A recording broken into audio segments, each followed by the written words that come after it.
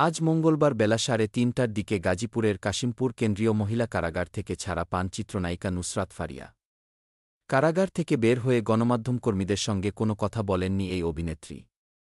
তবে এই সময়ে যারা পাশে ছিলেন, তাদের উদ্দেশ্যে ফেসবুক পেজের এক স্ট্যাটাসে কৃতজ্ঞতা প্রকাশ করেন এই নায়িকা। নুসরাত ফারিয়া জেল থেকে ছাড়া পাওয়ার পর সুখবরটি ভক্তদের সঙ্গে ভাগাভাগি করেন ৪:২০ তিনি ফেসবুক স্ট্যাটাসে লেখেন, সবাইকে অনেক অনেক ধন্যবাদ এবং কৃতজ্ঞতা, যারা আমার পাশে ছিলেন। শারীরিক অসুস্থতার জন্য আজ কথা বলতে পারিনি। সুস্থ হয়ে খুব দ্রুত ফিরে আসব আপনাদের মাঝে। হত্যাচেষ্টার মামলায় গ্রেপ্তার অভিনেত্রী নুসরাত ফারিয়াকে গতকাল সোমবার আদালত থেকে কারাগারে পাঠানো হয়। পরে আজ সকালে আদালত তার জামিন মঞ্জুর করেন। ঢাকার চিফ মেট্রোপলিটন ম্যাজিস্ট্রেট সিএমএম আদালত এ আদেশ দেন। দুপুর ১:০২টার দিকে জামিনের কাগজ কারাগারে পৌঁছায়। যাচাই-বাছাই শেষে তাকে স্বজনদের কাছে বুঝিয়ে দেওয়া হয়েছে।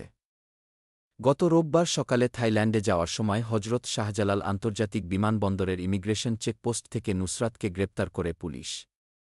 পরে তাকে ঢাকা মহানগর গোয়েন্দা পুলিশের ডিবি কার্যালয়ে এনে জিজ্ঞাসাবাদ করা হয়। মামলার কাগজপত্রের তথ্য বলছে, ছাত্রজনতার গণঅভ্যুত্থান চলাকালে গত ১ জুলাই রাজধানীর ভাটারা এলাকায় গুলিবিদ্ধ হন এনামুল হক। গত ৩ মে এনামুল হক ঢাকার সিএমএম আদালতে ২ জনের বিরুদ্ধে নালিশি মামলা করেন।